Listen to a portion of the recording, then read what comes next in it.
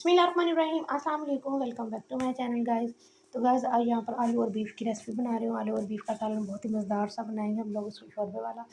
तो मैं जो है ना, मेरी यही कोशिश होती है कि मैं आप लोगों के साथ वो सिंपल सिंपल सी रेसिपी शेयर करूँ जो कि आप इजीली घर में बन जाती हैं। मतलब कि इतनी ज़्यादा मुश्किल रेसिपीज़ ना हो कि आप लोग इंग्रेडिएंट करते इकट्ठे करते करते थक जाएँ और आपसे जो है ना वो परफेक्ट रेसिपी भी बन ना पाए।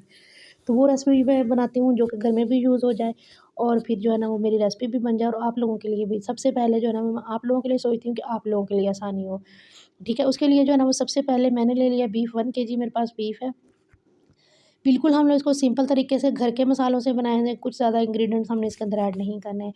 जो बेसिक मसाले होते हैं घर में, हमने उन्हीं का यूज़ करना है यहाँ पर।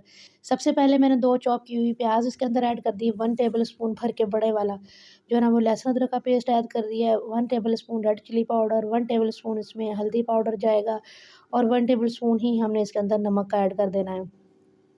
तमाम जो मसाले हैं वो हम इसी स्टेज पे ऐड कर देंगे और इसके अंदर जो है ना वो फिर हमने साथ में डालना है ये होता है जो सूखा धनिया।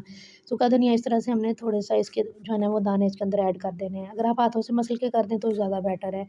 साथ में जो है ना वो 2-3 जो है ना वो दालचीनी की स्टिक्स मैंने यूज़ कर दी हैं। ये जो ना दालचीनी का बड़ा ज़बरदस्त फ्लेवर आता है सालन में, आप कभी डाल के देखिएगा।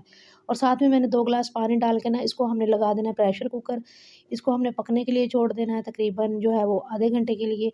व्हिसल इसकी हमें ऊपर लगा देनी है ताकि हमारा जो बीफ है अच्छे तरीके से गल जाए। तो गाइस आधे घंटे बाद आपको दिखाती हूँ। तो यहाँ पर जो देखें हमारा बीफ गल चुका है, थोड़ी-सी इसकी यखनी इसमें थी रिमेनिंग, बीफ गल जो है ना गल चुका है, तो वो मैंने सेपरेट कर लिया है। उसको हम बाद में जो है ना वो पानी की जगह पर यूज़ कर लेंगे, सिंपल पानी हम इसके अंदर नहीं डालेंगे। तो टमाटर डाले हैं यहाँ पर मैंने स्टेज पे, क्योंकि टमाटर अगर हम फर्स्ट में साथ मीट के डाल दें ना, चाहे वो हो बीफ हो या मटन जो भी हो, तो वो फिर सालन जो है ना वो बीफ या मटन जो आपका वो गलता नहीं है जल्दी, वो ना सख्त सा हो जाता है, टमाटर खट्टा होता है ना इस वजह से। तो इस स्टेज पे मैंने टमाटर डाला है, साथ में मैंने जो है ना इसके अंदर ऑयल ऐड किया है और साथ में मैंने एक बारीक जो है ना वो कट करके आलू का ऐड कर दिया है। बच्चे जो है वो शौक से आलू खा लेते हैं, इसलिए जो है ना वो मैं थोड़े बहुत जो है ना अपनी रेसिपीज़ में आलू का यूज़ कर लेती हूँ। अगर आप आलू नहीं डालना चाहते तो आप इसको एज़ इट इज़ भी बना सकते हैं।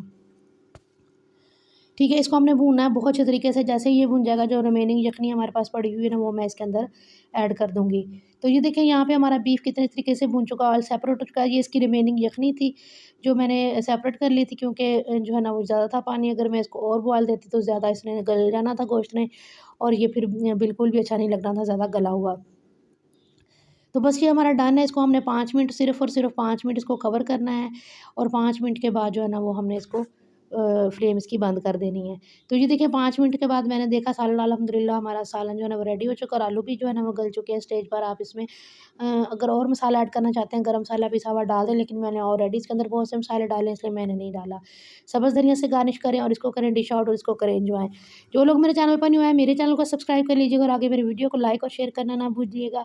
और मुझे लास्ट पे एक प्यारा सा कमेंट करते हुए ज़रूर जाइएगा और मुझे ज़रूर बताइएगा कि मेरी आज की रेसिपी आप लोगों को कैसी लगी है, आलू और बीफ की सालन की रेसिपी।